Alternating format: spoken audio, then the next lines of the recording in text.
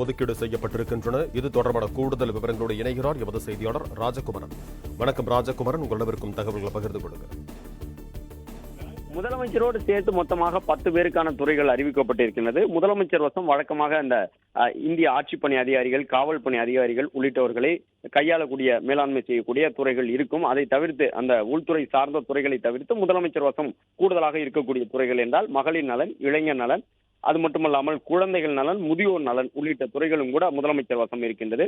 மாற்றுத்திறனுடையோருக்கான நலத்துறை அமைச்சராகவும் முதலமைச்சரே இருப்பார் என்று சொல்லியிருக்கிறார்கள்.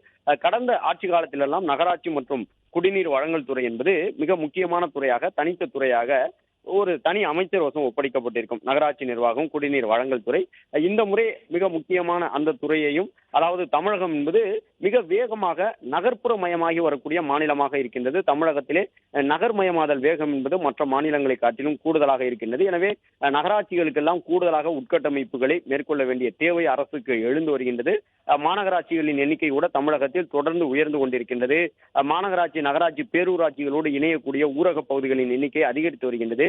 எனவே உட்கட்டமைப்பு சார்ந்த தேவை நகர்ப்புற பகுதிகளில் அதிகரித்து வரக்கூடிய நிலையில்தான் அந்த நகராட்சி நிர்வாகம் மற்றும் குடிநீர் வழங்கல் உள்ளிட்ட துறைகளை தன்பக்கம் வைத்துக் கொண்டிருக்கின்றார் தமிழக முதலமைச்சர் என்பதை பார்க்கின்றோம்.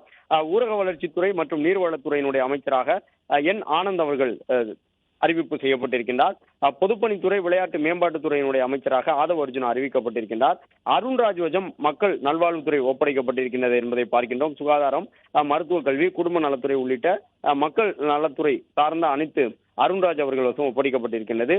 நிதியமைச்சராக செங்கோட்டையன் அறிவிப்பு செய்யப்பட்டிருக்கின்றார். உணவுப் பொருள் மற்றும் பொது விநியோக திட்டங்களுக்கான அமைச்சராக வெங்கடராமன் அறிவிப்பு செய்யப்பட்டிருக்கின்றார். மின்சாரத்துறை, சட்டத்துறை, எரிசக்தி வழங்கல் உள்ளிட்ட துறைகளுக்கான அமைச்சராக சிடிஆர் நிர்மல்குமார் அறிவிப்பு செய்யப்பட்டிருக்கின்றார். பள்ளி கல்வித்துறை, தமிழ் வளர்ச்சித்துறை, தொல்லியல் துறை உள்ளிட்டவற்றுக்கான அமைச்சராக ராஜ்மோகன் அவர்கள் அறிவிப்பு செய்யப்பட்டிருக்கின்றார்.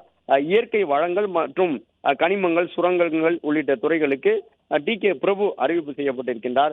தொழில்துறை, தொழில் முதலீடு ஊக்குவிப்பு உள்ளிட்ட துறைகளுக்கான அமைச்சராக கீர்த்தனா அறிவிக்கப்பட்டிருக்கின்றார் என்பதை பார்க்கின்றோம்.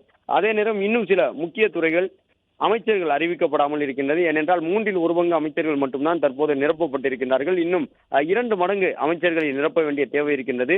நம்முடைய மாநிலத்திலே 234 சட்டப்பேரவை இடங்கள் இருக்கின்றன. எனவே ஒரு 34 அமைச்சர்கள் வரை இடம்பெற செய்ய முடியும்.